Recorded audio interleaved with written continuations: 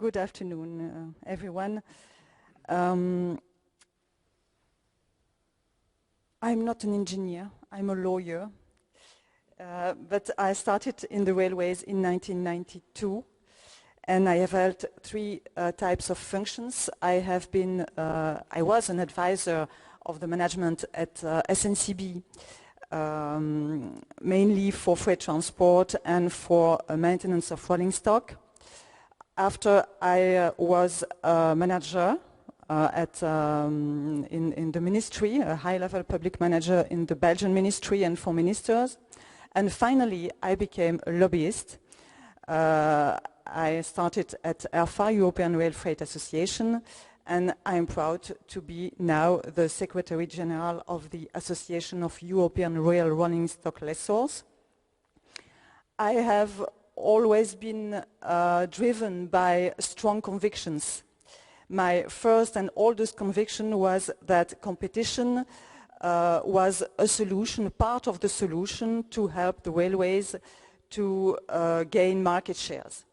And my new conviction today is that the railways are certainly the greenest transport mode, but the railways must become even greener.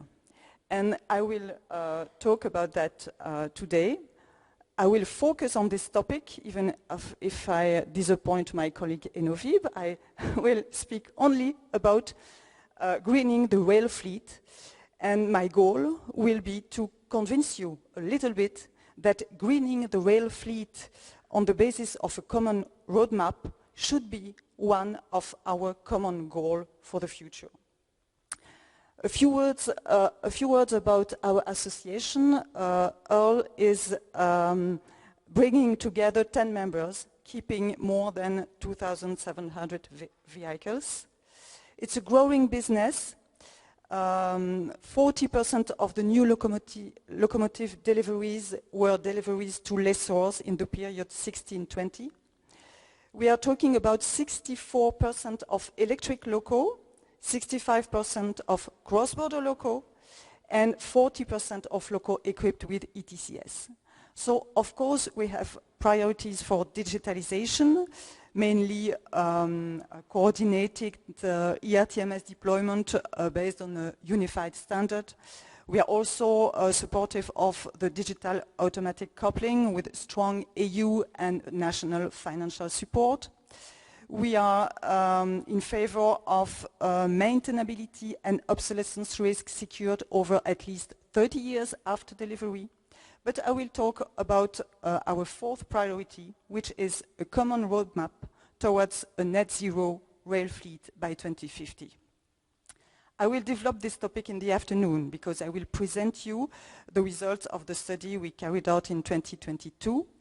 But now I would like to try to already convince you a little bit that it's a very interesting topic because the promotion of a net zero emission fleet can contribute to other objectives and finally to the ultimate objective of growth of the market share. If you look at this yellow box, this is in fact one of our key conclusions, one of the key conclusions of our study.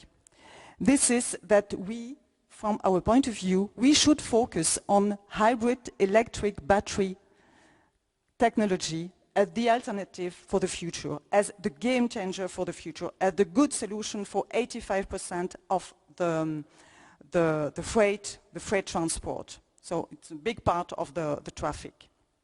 Let's imagine, let's assume that we are right, that this conclusion is a good conclusion. Then what can we do? Because it has to be coupled with a reduction of the electrification. If we go for batteries at a large scale, we can reduce the level of electrification. We can go for partial electrification. What means reduction of cost electrification? What means develop more partial electrification, which will allow develop more capacity because we will spare money with partial electrification. If we will spare money through a partial electrification. We have money to develop more real capacity to invest in new tracks and other. What enable us to create the condition for a shift to rail, and what will reduce also the emission in the transport sectors. What about hydrogen?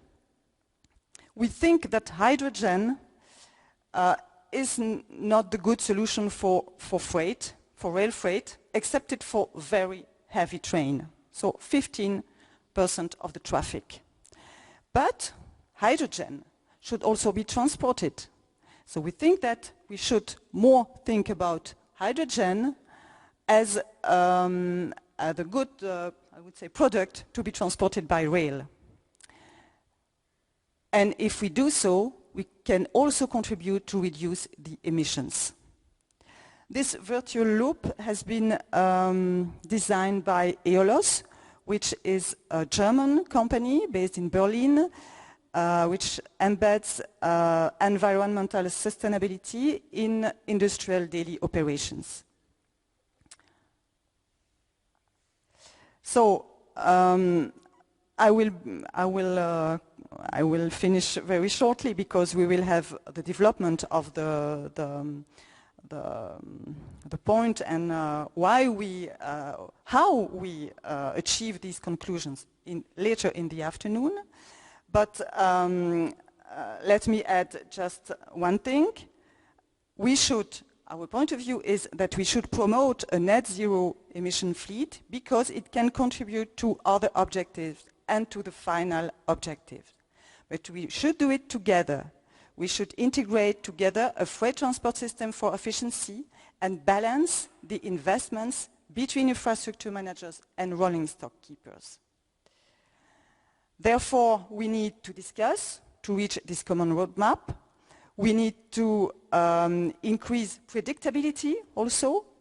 And regarding the very technical side, we think that we need to upgrade the TSI's requirements to consider alternative technology for the future, progressively tackle new safety aspects, and enable standardization of operational procedures and systems, but always together.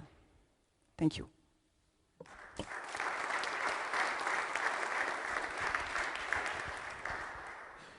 Thank you.